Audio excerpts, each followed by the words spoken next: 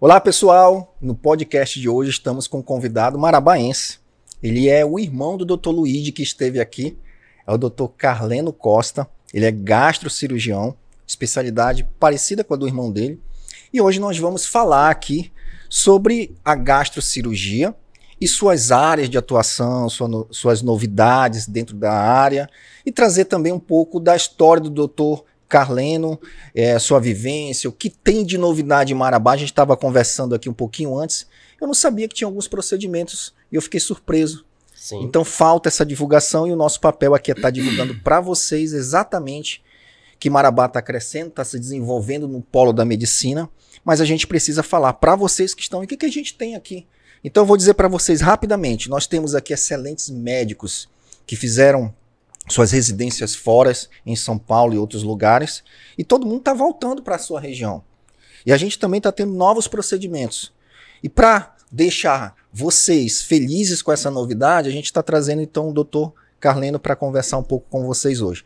Carleno, seja bem-vindo, obrigado o convite, eu sei que você é muito corrido, né? É pai, é de menino novo, menino ou menina? Gael, 2 anos, é o agora Gael, vai fazer né? em dezembro. Maravilha, tá né? No desmame. Tá no desmame. Aí aquele... Carleno, fala... madrugada do pai. Fala pra mim, você é marabaense, nasceu em Marabá ou nasceu e veio pra Marabá? Porque o Luigi foi essa história aí também, né? Me conta um pouco. Eu nasci em Bragança do Pará. Olha, conheço. Então isso, terra da farinha. Isso, farinha, né? A Juruteu, a Praias, né? Então eu nasci em Bragança do Pará, minha mãe é de lá, né? De Bragança, verdade. Natural de Bragança. Meu pai, na época, quando se formou, foi trabalhar no hospital lá em Bragança, acabou conhecendo a minha mãe e aí deu tudo certo, né? É o Hospital das Freiras lá que fala, né? É aquele hospital? É aquele hospital. Certo. Ele, inclusive, deu aula lá, né? Umas aulas lá que ele conheceu a minha mãe no colégio. E aí, eu depois de Marabá, foi a mesma história. Meu pai foi para Belém, passou no concurso da PM como médico e veio transferido para Marabá. Isso aí há 30 e poucos anos atrás, né? Então essa história de vir para Marabá foi por conta da PM, pela transferência, né? Da PM, da Polícia Militar. E aí nós viemos para Marabá todos, passei minha infância em Marabá, né? Dos 5 aos 17 anos. Então foi bastante tempo, então eu me considero um marabaense, né? Eu vejo que você veste muita camisa de Marabá. Assim, isso, aqui, né? A gente gosta, a gente tem muitos amigos, né? A gente, quando foi para Belém para se formar... Você fez... Eu fiz o FPA. O FPA. Que ano você entrou? Eu entrei em 2007. 2007. Rapaz, eu tô ficando velho mesmo. Não, eu saí em 2004. Aí eu entrei em 2007, né? Então aí depois a gente sempre teve esses sonhos de voltar, né, pra cidade, né? Até porque nossos pais são daqui e tal, temos muitos amigos. E tive a formação aí depois de cirurgia geral na Universidade Federal de Uberlândia, em Minas Gerais, né? Na UFO. E depois optei por fazer gastrocirurgia e endoscopia no HC de São Paulo, lá em Ribeirão Preto, né?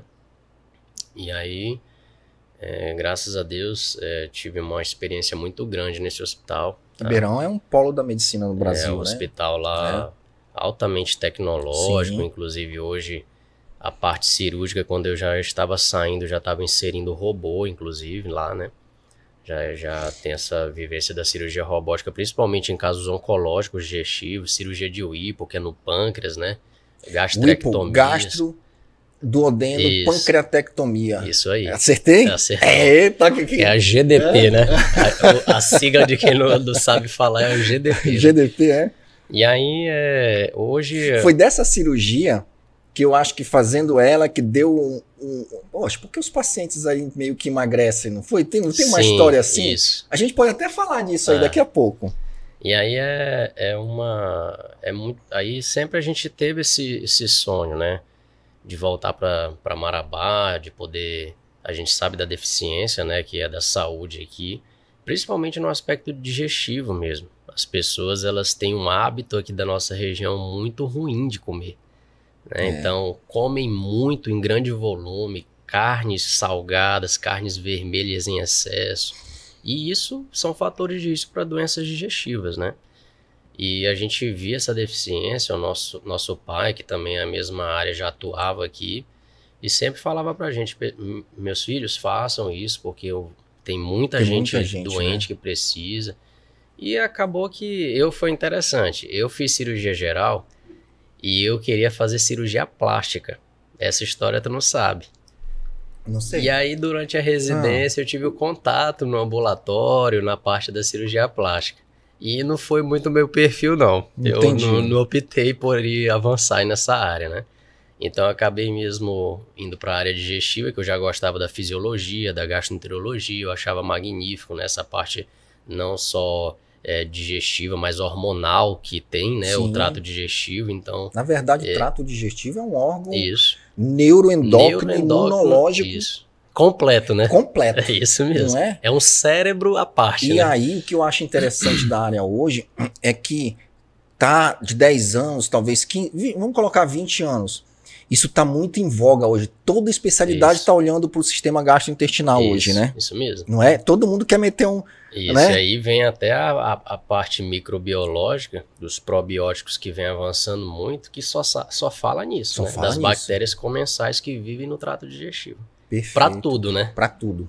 Depressão, todas as áreas. Ansiedade, parte neurológica, hormonal. Doenças autoimunes, né? E aí vai, né? Já que a gente já começou a entrar nessa parte de gastroenterologia, a parte clínica aqui que a gente conversou um pouco, dentro da área de atuação de vocês, quais são, como a gente está falando da região, quais são as doenças mais prevalentes que chegam no consultório e no serviço de vocês? No consultório, né? As doenças funcionais gastrointestinais, elas são muito comuns hoje. Tá? Traduz. Síndrome do intestino irritável, gastrites de vários fatores, né? Nós sabemos que a gastrite, que é a inflamação da mucosa gástrica, que o pessoal denomina como a dor, né? Eu tô com gastrite. Na verdade, não. Você tá com uma dor epigástrica, uma dispepsia, mas popularmente o pessoal chama gastrite. Tem múltiplas causas, né? Então, uma delas é o aspecto emocional, né, que é muito importante. Como a gente falou, o estômago, o trato digestivo, ele é ligado ao sistema nervoso, né, e ele funciona involuntariamente pelo sistema parasimpático. Então, às vezes, o paciente, nem ele consegue controlar o que o intestino e o sistema digestivo dele está fazendo. Então, se o cara, às vezes, está muito estressado, agitado no trabalho... É a gastrite nervosa, doutor? É a famosa gastrite nervosa, né? E aí, outras causas, H. pylori, a gastrite nervosa... ela é a expressão de ansiedade também, né? Isso mesmo. Ele perde o controle sobre, por exemplo, quando o paciente tem taquicardia, é porque ele não consegue controlar o batimento. Isso. E houve um disparo de neurotransmissores e causou aquela reação. Isso. Involuntário. E na gastrite não é tão diferente. Isso. É similar, né? Parecido, né? Lembrar então a gente viu gastrite como doença comum, síndrome do intestino irritável, que é um conjunto de sintomas, tá? Também relacionado ao fator psicossomático, que desregula o tubo digestivo inteiro. Entendi. Tanto da parte do trato alto e baixo. Pode dar diarreia. Pode dar diarreia, náusea, vômito, pode dar cólicas intestinais, que são as dores. Pode prender o cocô.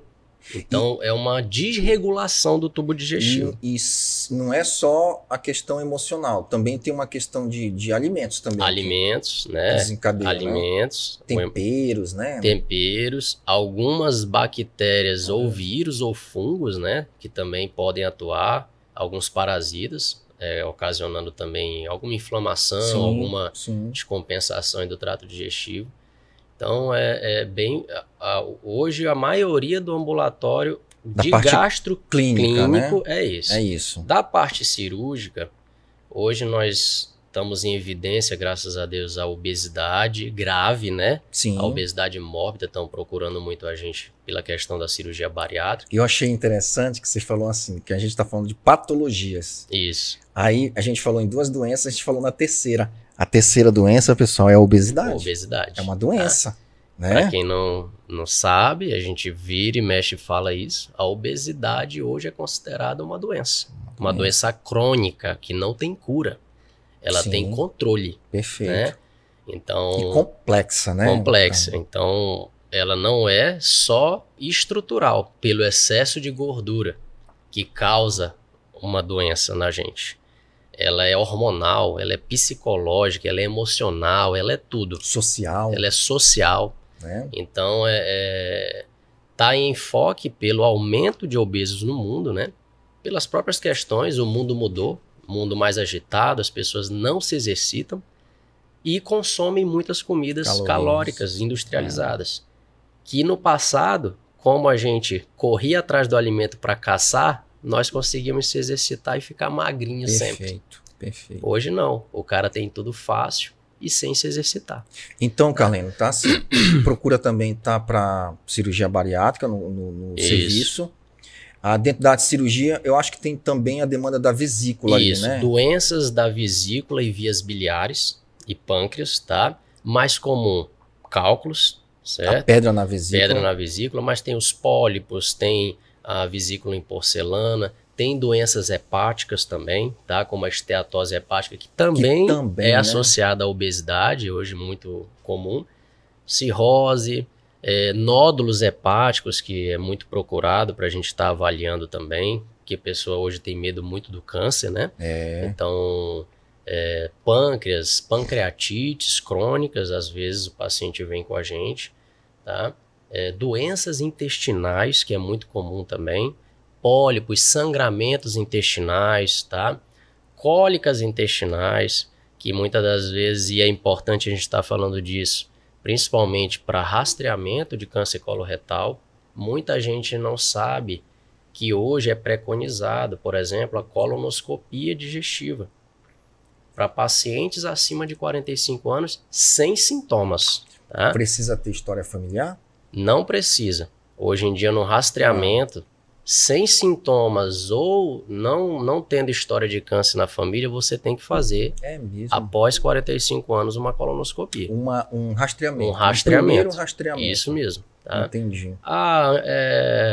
Muita gente tem um pouco de preconceito com esse exame. É um exame que não é legal fazer. É simples e é só você imaginar. Você precisa lavar o intestino. Você precisa induzir uma diarreia no paciente para que o intestino limpe, para que eu possa enxergar detalhadamente na hora do exame. Então, não pode ter não tem como de fezes, tem que estar limpo, né? E é um exame importantíssimo que agora estão falando mais, né? Pretagil, o Pelé, que morreu de metástase de câncer colointestinal, né? O Emílio lá do Pânico, né? Que teve também câncer de intestino. Então, a gente tem muito falado isso agora, né? E é engraçado que às vezes o paciente chega lá com 50, 60 anos, problemas digestivos, e eu pergunto, você fez alguma vez colonoscopia? Não, doutor, Deus me livre fazer esse exame. E é um exame que é para prevenir uma doença muito grave, né? Imagina você fazer com 45 anos uma colono, achar uma verruguinha lá, eu arrancar ela e evitar que ela evolua em 5 anos para um câncer. Perfeito. Entendeu? Então é uma coisa que a gente bate na tecla, mas eu vejo que ainda o pessoal deixa a desejar aí, né, no rastreamento. Então, são doenças comuns, a gastrite, essa parte da vesícula, cálculo, pedra na vesícula. Isso. Né? A gente pode falar mais da terapêutica mais adiante, mas eu vejo também, Carlinhos, que além do preconceito em fazer a colonoscopia, falta essa comunicação de falarmos sobre quando é que é a idade para fazer esse rastreamento, né? Então eu acho que também à medida que os canais de comunicação vão avançando e as diretrizes vão consolidando isso, é uma questão de tempo, né? Sim, sim. Eu acho que hoje se faz muito mais do que antes, né? Com certeza, com certeza. E sobre câncer na nossa região, do aparelho digestivo, na casuística de vocês, o que vocês veem como mais prevalente? O câncer coloretal e o câncer gástrico. E gástrico. São os dois principais. Terceiro lugar ali, câncer de esôfago. Esôfago. O esôfago ainda é associado muito ao tabagismo e ao alcoolismo? Tabagismo, alcoolismo. Certo. E a doença do refluxo gastroesofágico, que é o famoso Barrett, né, que é uma displasia, que é uma transformação celular devido àquela agressão ácida crônica por muito tempo. Entendi. E eu estava até ontem mesmo comentando isso no meu Instagram, para o pessoal conhecer o quanto é comum hérnia de hiato na nossa região. Entendi. E você pergunta, mas por quê? Marabá, por que a região do sul e sudeste tem muita hérnia de hiato? Mais uma vez batendo na mesma tecla dos maus hábitos. Aquele pratãozão de comida volumosa e o cara ainda vai com 1 litro de água ou refrigerante ou suco em cima. Vai forçando, forçando, ao longo do tempo o hiato ele perde ali a sua tensão, ele abre. E outra coisa, a obesidade visceral. Mais um fator de risco aí para herniações. Eu fiquei interessado nesse assunto. Então, a gente vai para o intervalo. Já já a gente volta.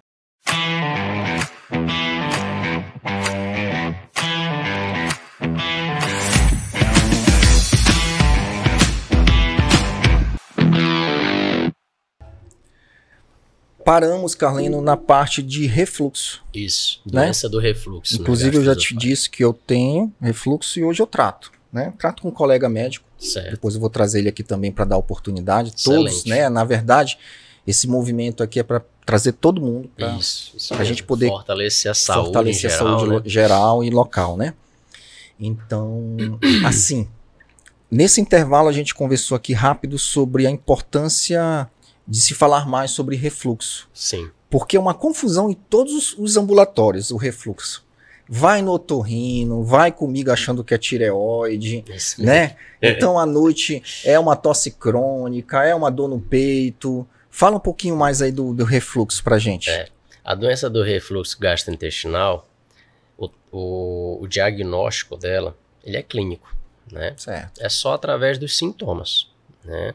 Então, aquele paciente, os principais sintomas, azia e regurgitação, tá? Que são sintomas que a gente fala que é típicos, é aquele que tem que ter, né? Mas existem os sintomas atípicos, que aí vai para asma piorada, tosse crônica, dores na garganta, tá? Alguns pacientes, eles têm uma sensação de um bolo aqui no pescoço. Eu tinha uma sensação de que tinha uma espinha de peixe. Isso, no meio do peito. No meio e aqui também, assim, ficava uma então, pelezinha solta. Esses são os sintomas atípicos, é aqueles sintomas que são menos comuns, mas que podem ocasionar. Por isso que vai no cabeça e pescoço, no endócrino, no otorrino, porque são vários sintomas aí associados. Vai até pro ouvido, não vai? Isso. Piora a faringite, Entendi. né? Se tiver otites crônicas, alergia, alguma coisa. Então é uma doença que eu sempre falo, até de difícil diagnóstico muitas das vezes, né? E tá aumentando.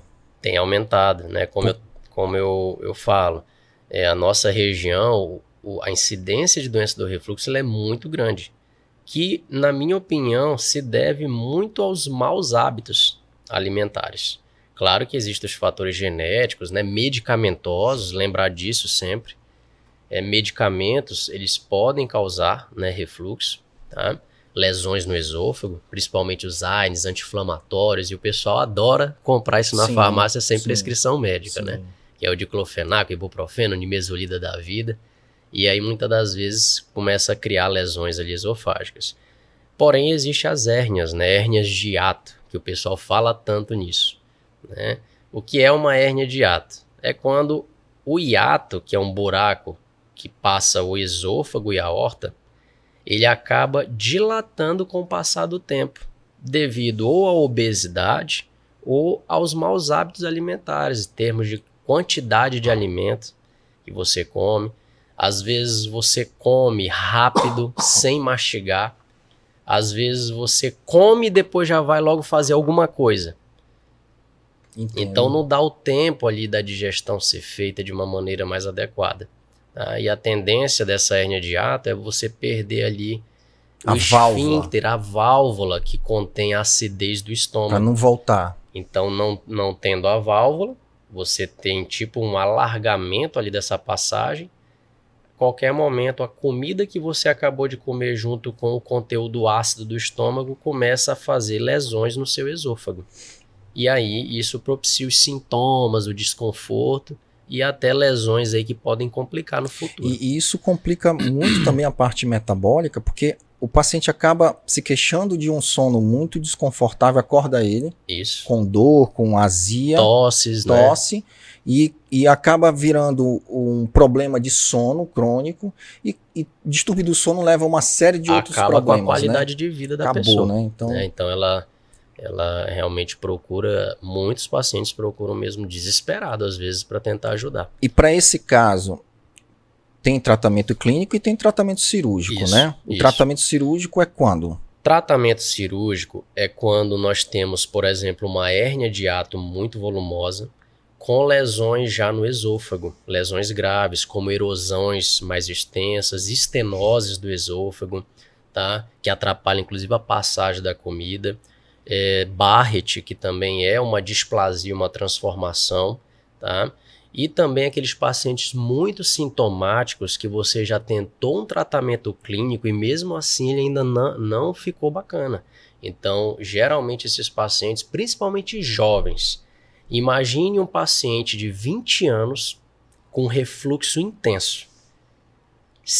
E uma hérnia de hiato, por exemplo, se você não corrigir aquilo cirurgicamente, esse paciente vai depender de remédios de supressão ácida para o resto da vida. Né? Olha o custo que esse paciente vai ter de medicamento para o resto da vida. Então aí vem a cirurgia para pensar, poxa, o cara é jovem, por que eu não faço uma cirurgia nele que vai ser com menos risco, já que ele não tem comorbidades? Uma cirurgia hoje moderna, avançada, que é a videolaparoscopia, que nós vamos falar um pouquinho dela mais adiante, e vai evitar que esse paciente tenha uma má qualidade de vida e um custo absurdo em remédios. Sem contar que nós não sabemos a longo prazo o que esses remédios vão causar para ele de efeitos colaterais. Sim. Então essa é a ideia, tá? Porém, nós sempre, claro, optamos pelo não tratamento cirúrgico. Ninguém quer operar ninguém. Nós optamos por um tratamento clínico que muitas das vezes dá certo. O paciente às vezes tem um refluxo, nós passamos as medidas anti-refluxo, que são medidas comportamentais, né? Elevar a cabeceira, se alimentar e fazer alguma coisa antes de deitar, né? O pessoal gosta muito no parar, assim, de comer aquela pratada e depois ir deitar em seguida para aquele empachamento bacana, né? Que dá um relaxamento. Isso é errado. Estufado. Quem tem refluxo, meu Deus, isso aí vai voltar aí ácido no esôfago, comida, vai dar regurgitação. Então tem essas medidas junto com os medicamentos, que muitas das vezes dá muito certo. E a gente vai avaliando a cirurgia conforme o andamento desse tratamento, né? Carlene, eu acho que sempre cabe aqui no programa, no podcast, trazer algumas coisas diferentes. Isso. Novidades e situações. Sobre a cirurgia corretiva, que é a lipo ou a abdominoplastia, Isso. né? Mas é a abdominoplastia, né? Na conversa com você, você me disse que isso aumenta a chance da mulher ter mais refluxo. Isso. Explica por que disso. Isso aí foi um achado interessante, até ambulatorial, que eu serve para todas as mulheres aí que pensam em fazer uma abdominoplastia. Não que não possa fazer, mas tem que ter os cuidados, né? É isso mesmo. Você é uma pessoa que você já tinha sintomas antes de fazer uma abdominoplastia. Azia, arrotos frequentes, queimação. E você optou por realizar aquela abdominoplastia. O que é feito na abdominoplastia muitas das vezes? Aquela cintura alargada, complacente que a paciente tinha, geralmente as mulheres querem ficar chapada, né? Sim. Então o que o plástico faz? Ele faz uma aplicatura da musculatura do tronco abdominal. Então você tinha uma complacência abdominal dessa e ele fez diminuir a caixa, que eu digo. É como se botasse uma cinta eterna na paciente. E muitas das vezes essa compressão do tronco aumenta a pressão intraabdominal do paciente e, consequentemente, vai aumentar a pressão nas vísceras. Uma delas é o estômago. E ocasiona uma força maior dentro do estômago, fazendo vencer a válvula. Ou piorar a condição do refluxo que aquela paciente tinha. Então isso, eu sempre falo, é um fator de risco. Então, se você tem já refluxo e vai optar por fazer uma abdominoplastia ou uma cirurgia que vai reduzir a complacência ou vai reduzir o volume ali do seu abdômen, é bom ir, às vezes, ir no gastro Fazer antes, uma avaliação pegar a orientação, prévia, né? ver o que você pode fazer para reduzir isso. Perfeito. Não são todas as pacientes, mas eu já peguei bastante isso em consultório e eu achei interessante. No primeiro momento eu até fiquei assim, mas depois eu comecei a ver que outra voltou e teve o mesmo sintoma, e a outra veio também, e eu comecei a analisar que isso fazia parte. Como a gente já entrou no assunto cirurgia, e você falou da videolaparoscópica, Isso. que a maioria conhece como cirurgia laser. A laser, né? isso. Que aí Popularmente a laser, né? a laser. Dentro da gastro hoje em Marabá, o que se faz de cirurgia por videolaparoscópica? Perfeito, Wilde. Né? Apêndice hoje está fazendo também? Isso, apêndice, né? tá? Então, vai lá. Perfeito a sua colocação. Eu acho que é para isso que a gente está aqui, mostrar para a população, pro pessoal que está assistindo a gente, o que tem de novo em Marabá da parte cirúrgica, né? O nome, a empresa criada por mim, pelo meu irmão, Dr. Luíde, que é o Centro de Gastrocirurgia Avançada de Marabá.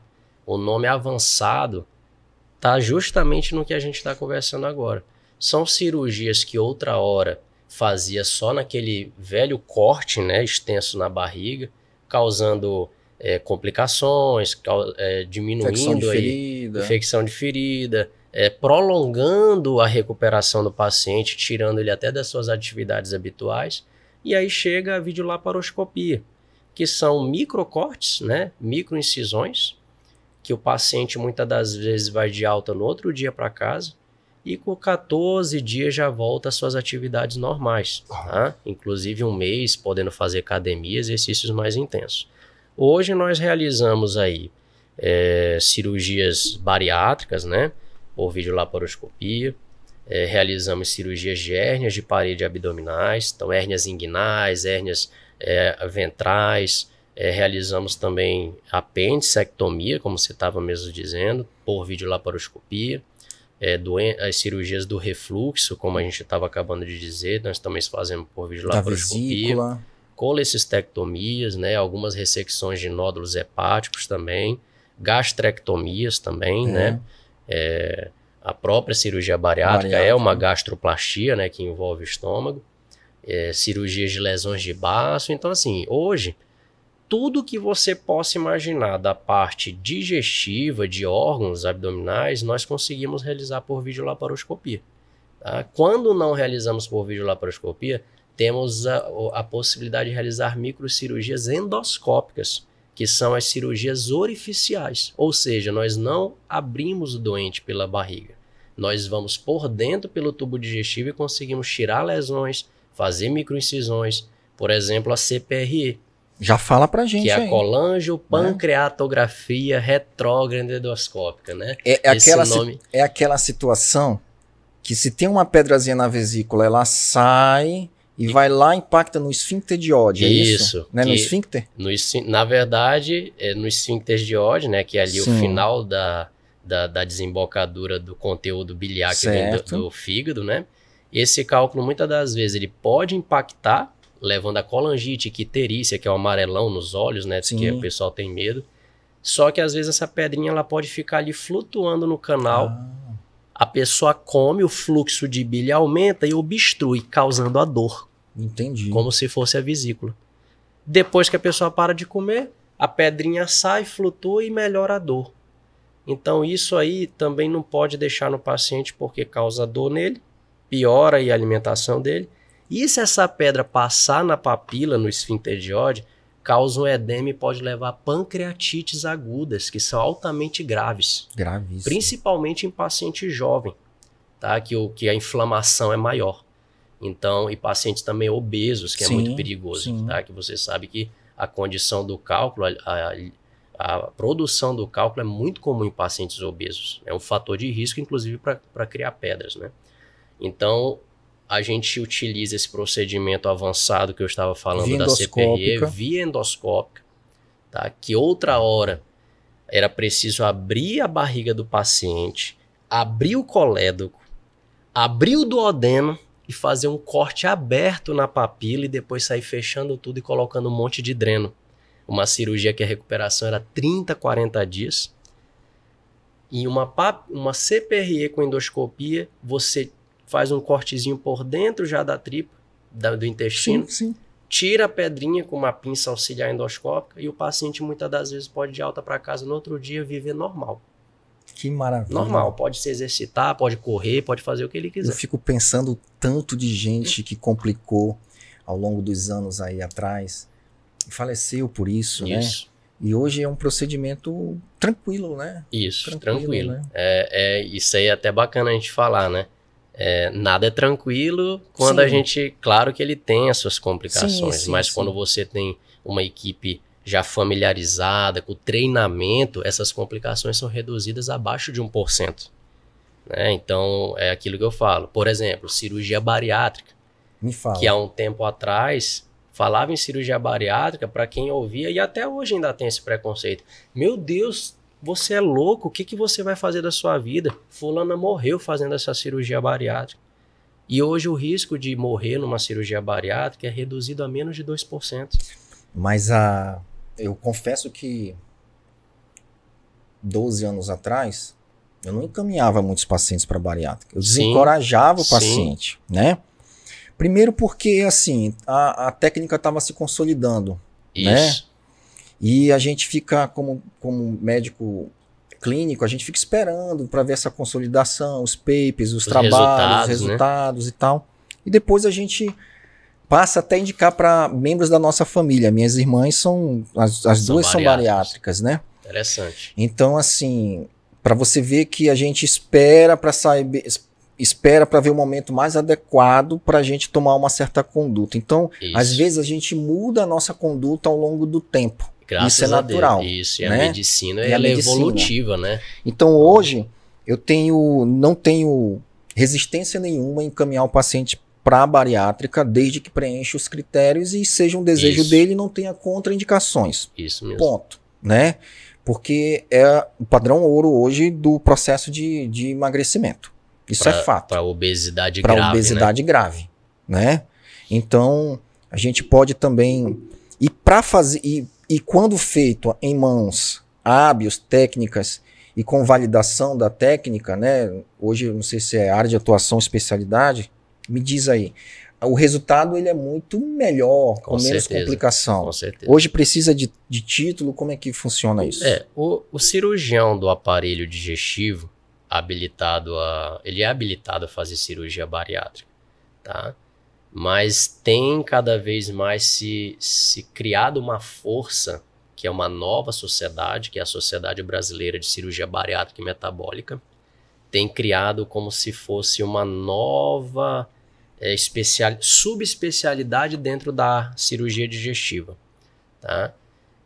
Quando criam as sociedades, você bem sabe isso, eu acho que fortalece a criar um padrão de qualidade em relação a cirurgias no Brasil inteiro. Porque você sabe, é diferente você pegar às vezes um cirurgião geral, inexperiente, e ele querer inventar fazer bariátrica em qualquer lugar por aí. Entendeu? Então, às vezes, quando você cria uma sociedade, você limita, você cria ali... Organiza, né? Entendeu? Faz um congresso falando só sobre aquilo. Eu acho que tem muito mais a ganhar e deixar o serviço, a qualidade ali do tratamento melhor. Tá? Então, hoje, existe essa sociedade, né? Eu e o Dr. Luíde, nós somos, inclusive, associados, né? Somos médicos cirurgiões associados. Existe um site para quem deseja fazer cirurgia bariátrica que queira pesquisar quem são os cirurgiões bariátricos do Brasil credenciados e associados a essa sociedade. Basta ir no site, digitar o nome do médico, vai aparecer todas as suas credenciais, que isso é importante para ter a segurança, né, do paciente e dos familiares de saber se aquele pessoal ali, ele realmente tem ali o conhecimento, né? Quando você vê que alguém é de uma sociedade, você sabe que aquela pessoa fez ali um curso, estudou ali para passar numa prova de título específico. Sim. Que não é fácil, né? E isso aí já traz um pouquinho mais de segurança para o paciente e para a família. Nós vamos falar um pouquinho mais de bariátrica. A gente vai para o intervalo e volta já já.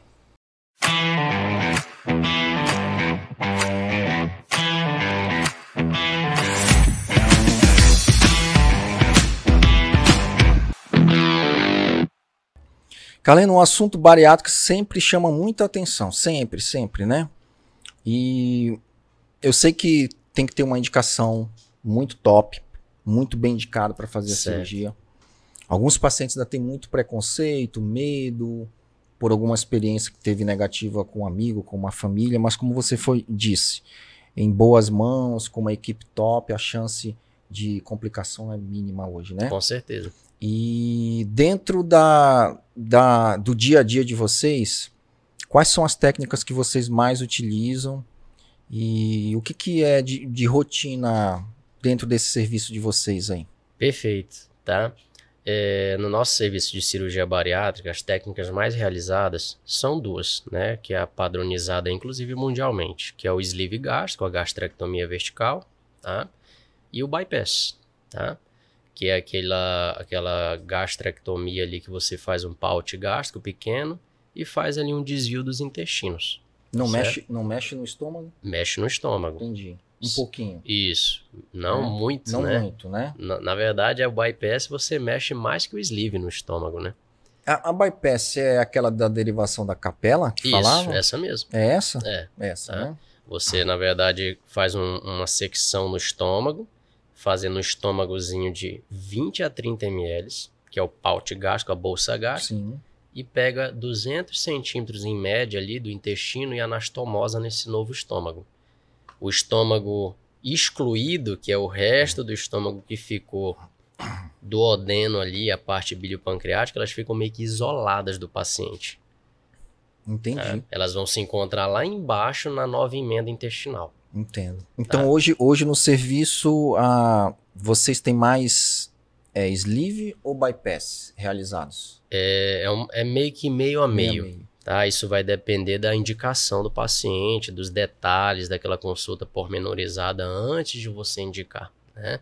Então, geralmente a gente indica ali naquela obesidade grau 2, um IMC de 35 a 40, 43. Se não tiver nenhuma contraindicação, a gente opta pelo sleeve, tá? Mas é claro que, como às vezes as duas técnicas, os dois métodos, eles têm uma eficiência comprovada muito boa, eu deixo isso à vontade para o meu paciente decidir comigo.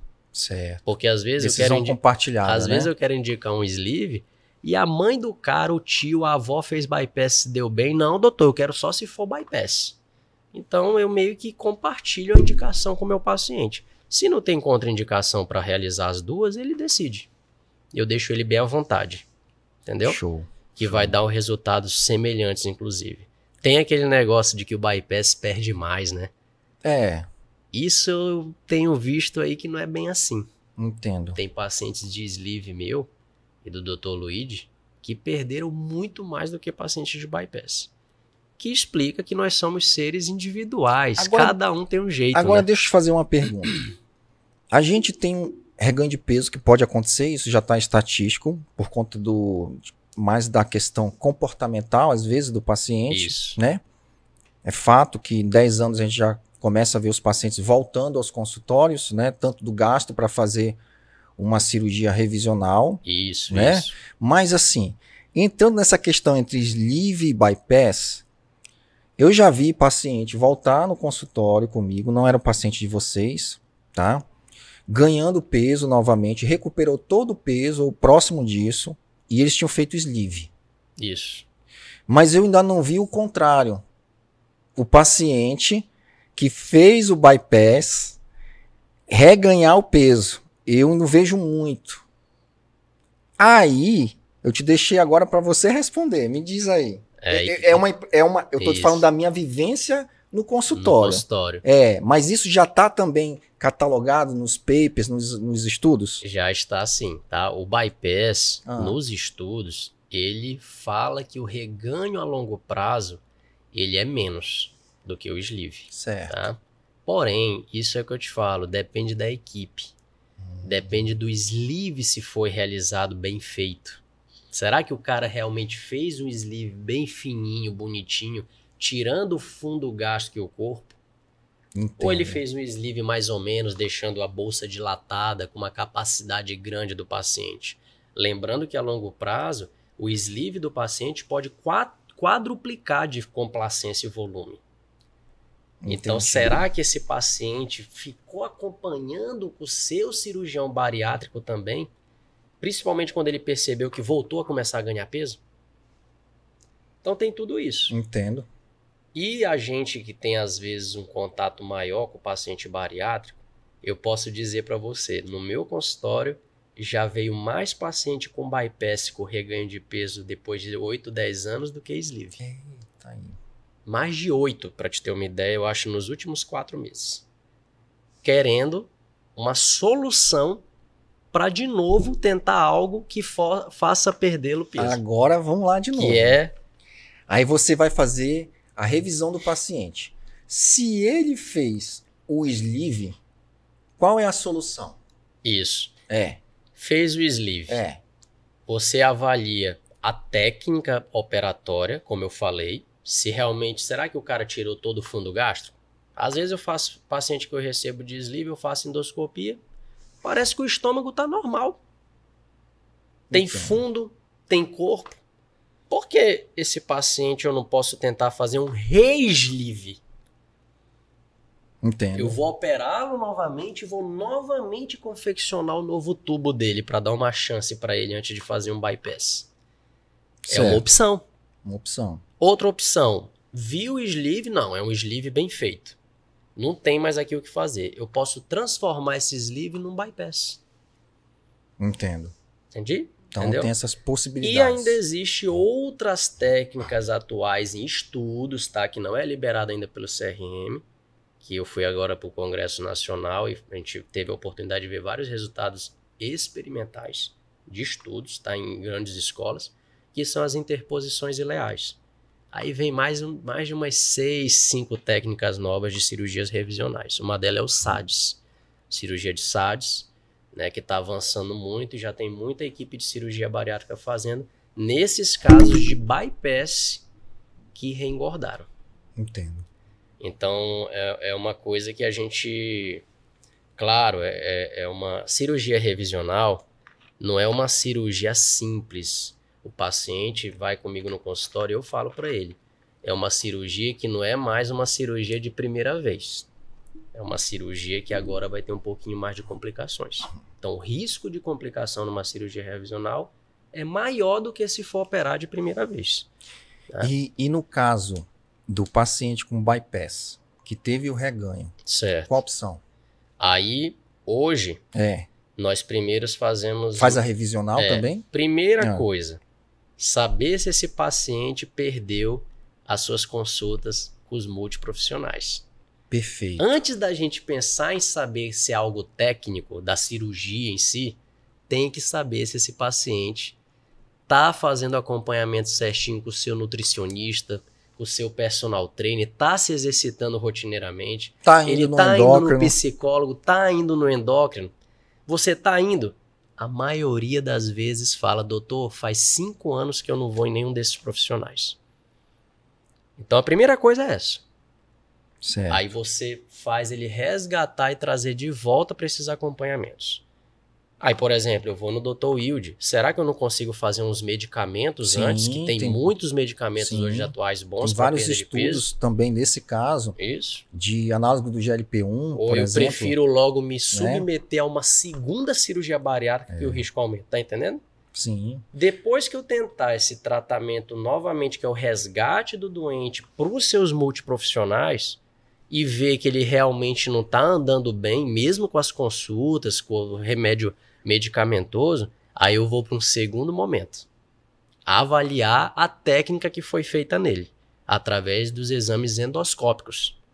Então eu vou avaliar, ver a bolsa gástrica, que tamanho tá, se a anastomose entre o paute e o intestino dele dilatou ao longo do tempo ao ponto dele poder comer mais volume.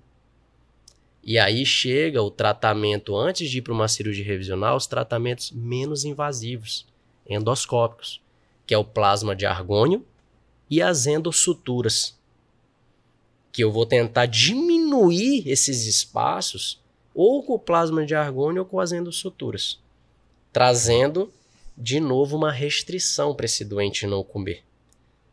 Que hoje a literatura mostra que consegue aí perdas de 7 a 13 quilos depois que você faz isso. tentando dar uma resgatadinha ali no peso.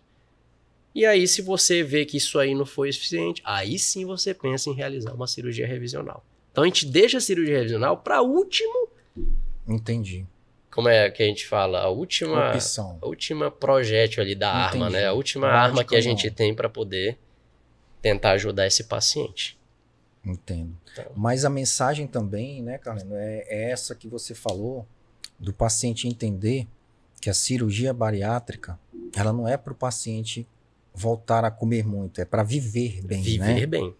Então, a maneira como ele comia tem que ser pensada diferente, né? Isso, ele tem que... Isso. E aí é aquilo também. Quem procura hoje mais bariátrica? Mulheres. Pelo lado estético, social. Entendo. Tá?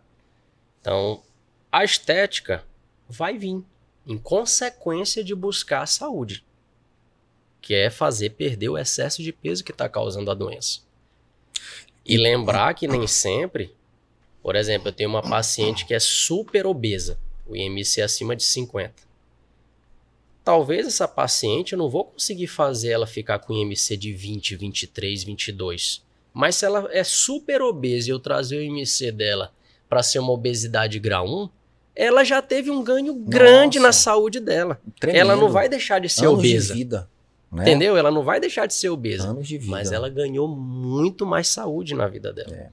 E lembrar que você, quando o paciente perde um percentual de peso, que talvez não vai trazer ela para aquela linha estética que ela deseja, como você está falando, que é um peso adequado para a saúde dela, a gente fala em peso adequado, né? Isso. Não é mais o peso ideal, o peso estético, é o peso adequado para aquela paciente. Isso. A gente está diminuindo o risco de outras doenças também, né? E aí a gente fala em prevenção de câncer de mama. Mas a causa de câncer de mama hoje, uma das principais na mulher, é a obesidade. Né? 11 cânceres, né? A obesidade é fator de risco para 11 cânceres, né? O mama, câncer de colo e próstata, reto, próstata, coloretal, gástrico, né? esofágico. Então como é que a gente previne câncer? É rastreando só? Não, gente.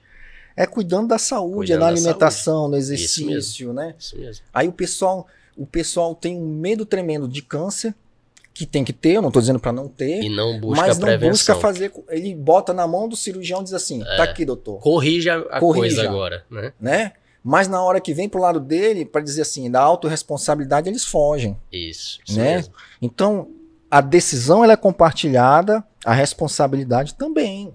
É isso mas mesmo. Quando se trata de doenças crônicas, a maior responsabilidade, ela é sua, né? Com certeza. Então, assim, quando o paciente bariátrico, você nota que ele tem uma questão comportamental que não está legal. Como é que você aborda? Você já teve algum que você disse assim, eu não vou te operar? Já. E aí? E aí que a primeira coisa que ele faz é ir para outro cirurgião bariátrico, infelizmente. Tá? Eu tenho um protocolo dentro do nosso serviço com o Dr. Luigi, que todo paciente que nós vamos operar, ele deve perder 10% do seu peso antes da cirurgia. Isso é óbvio, para diminuir a inflamação, diminuir... Testar o comportamento. Diminuir as complicações durante a cirurgia até pós-operatórias, né? E muitas das vezes eu percebo às vezes o perfil do paciente e eu falo na cara logo do paciente, olha, antes de você pensar em operar, você tem que mudar os seus hábitos já agora. Porque não é só deitar lá na maca da mesa cirúrgica, eu te fazer uma cirurgia e tu vai perder no início, mas daqui a 5 anos tu vai voltar a engordar de novo. Eu falo logo. Até porque é o teu nome também às que vezes, vai estar, né? Assim, de certa forma você quer fazer um trabalho bem feito, Você quer fazer um trabalho bem feito. Né? Aí fala, mas é o teu nome que vai estar em jogo. Mas aí é que é bacana, né? Antigamente achava-se que a cirurgia bariátrica, quando não dava certo, era porque o cirurgião não tinha operado direito. Entendo. Hoje em dia já sabe que não é isso. Sim. É o próprio comportamento, como você falou, do paciente. Que adianta você operar alguém, o cara perde 40 quilos, ele não se exercita e come um monte de besteira depois. Vai voltar a engordar. Vai. Entendeu? Então, não tem jeito. Então, o que acontece é isso. Eu já tive uma paciente que eu perdi ela. Ela foi para Belém. O colega lá indicou a cirurgia. Sim. Era um IMC de 54, uma super obesidade. Operou ela e tá tudo certo. Ela achou a equipe que abraçou ela e ela se sentiu confortável de fazer. Mas a gente é chato mesmo. Infelizmente, eu tenho que falar isso para os meus pacientes e quem opera com a gente sabe disso. Eu sou chato. Eu sou um médico cirurgião bariátrico chato. Criterioso. No Se sentido eu ver de... no Instagram e eu fico acompanhando elas, eu ver bebida alcoólica, docinho, comidinha, eu já jogo a piadinha para incomodar. Entendeu? Eu acho que eu sou parecido nesse ponto. Então... E se ela achar que é ruim isso para ela, problema é dela. Eu tô fazendo a minha parte. Né? Eu tô vendo pela saúde dela. Isso é pro bem dela. É igual o paciente que chega para ti e pergunta, doutor, eu posso beber minha bebida alcoólica? Meu amigo, a vida é sua. Eu não vou te recomendar, mas a vida é sua. Perfeito. Eu não posso te proibir o teu desejo. Entendeu? Entendi. É aquela responsabilidade que o doente quer jogar pro médico. Entendeu? Carleno, passou rápido. Acabou? Já acabou. Poxa. Agora eu preciso deixar o local onde vocês trabalham. Isso. Eu sei que é em frente da Hoje nós hospital, estamos né? atendendo no Ali. ambulatório, no Centro de Gastrocirurgia Avançada de Marabá, tá? Fica ali em frente ao Hospital da Unimed, o Hospital Central de Marabá, do lado da Ótica Noélias Maias. Ok. Tá? Não tem como errar, tem Bem na frente. bem ali. na frente, uma logo azulzinha lá, tá? O nosso número de contato a gente vai estar colocando aí pro pessoal, tá? Para quem deseja aí estar sendo atendido pornosco. E é isso, tá? Eu gostaria de agradecer aí pelo convite do meu amigo foi Dr. muito bom. Wilde. Sempre passa muito rápido, cara. É muita informação. Acho que a gente né? tem que marcar já uma segunda aí depois. Galera, Valeu, meu irmão. Obrigadão. tamo junto, tá? Pessoal, aproveita aí o almoço. Um bom domingo a todos.